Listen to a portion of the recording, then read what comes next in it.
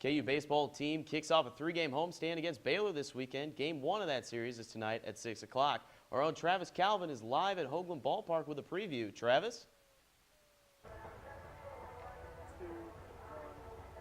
Thanks, Nick.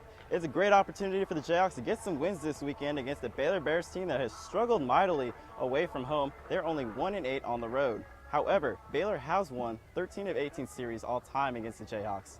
KU is 19-26 overall on the season. That's following a disappointing Wednesday loss, 6-5 to the Arkansas Pine Bluff Golden Lions. KU's starting pitcher tonight will be ace Ben Krauth.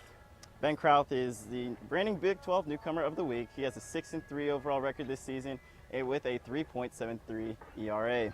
It's going to be a picture-perfect night here for some baseball. 75 degrees with the first pitch scheduled at 6 p.m. Reporting live at Hoagland Ballpark, Travis Calvin, KUJH Sports. Thank you, Travis. We'll have more on KU's series with Baylor at 4:30 on the Jayhawks Sports Report. Now to the pros. The Royals hosted the Detroit Tigers in a 4-game series this weekend, the first of which was last night. Now let's jump right into the 3rd inning now. Eric Hosmer, he ate his Wheaties this morning. He knocks this one way into center field, deepest part of the ballpark, and that would score 2. Your score 3-0 Royals after 3. 5th inning now, Kendry Morales just showing why he's an upgrade every single day over Billy Butler. Knocks this one off the wall. Lorenzo Cain using that speed. He'd fly around third base. He'd score standing up, and the Royals lead 4-0.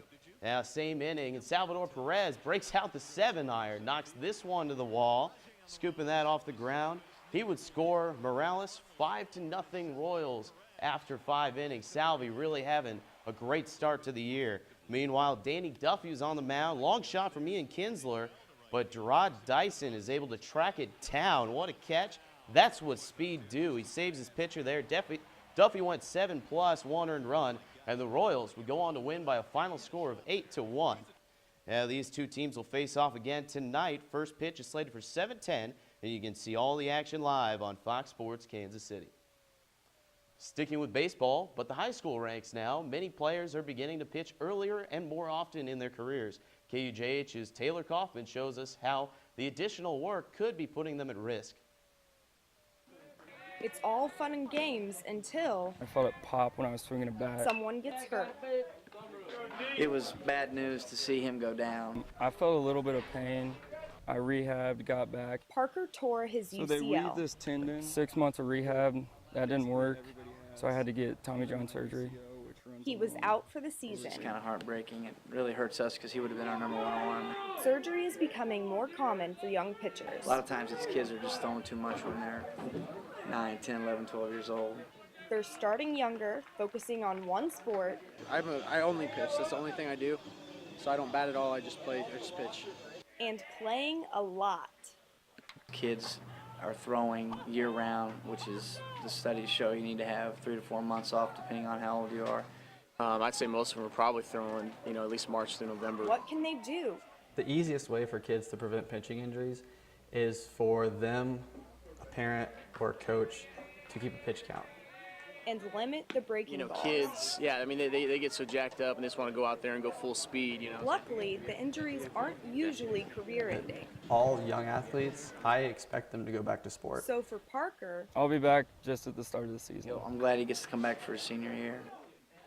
Yes, I would think that the injuries would decrease the more we educate people that work with these athletes on a daily basis. from Lawrence, this is Taylor Kaufman for KUJH Sports. Kirkpatrick says that he's excited to pitch next season and he's planning to continue with baseball in college. For those who question Andrew Wiggins' decision to leave the Jayhawks after one season last year, don't need to question him anymore. Wiggins not only made history for the Jayhawks, but also the Minnesota Timberwolves, as he was named Rookie of the Year, the first T-Wolves Rookie of the Year in team history. Wiggins was the runaway winner of the award, earning 110 out of the 130 first-place votes. He finished his first NBA season averaging around 36 minutes a game and 17 points a game, but caught fire in his last 15 games, and his scoring average jumped to 22 points a game. Not only that, but Wiggins was the only rookie to start all 82 games this season. Wiggins joins Wilt Chamberlain as the only Jayhawks to have won Rookie of the Year award. Well, round 1 of the NFL draft is in the books, and the Kansas City Chiefs took a little risk. Chiefs used their first-round pick to draft former University of Washington quarterback Marcus Peters. Peters was suspended for a game after a sideline tirade and then was later dismissed from the team after a confrontation with an assistant coach. But in his last 2 seasons, Peters had allowed a completion percentage of just 38%, with 24 passes broken up. Now let's get to know the newest Kansas City Chief a little better. He played ball for Washington for 3 years, from 2012 to 2014. Decent size, too, 6 feet tall, 190 pounds. And during his time at Washington, he recorded 129 total tackles and 11 interceptions. So that's somebody that we're going to want to watch out for, especially that Sean Smith DUI suspension. He's going to get a lot of chances early. Well, there's something else that we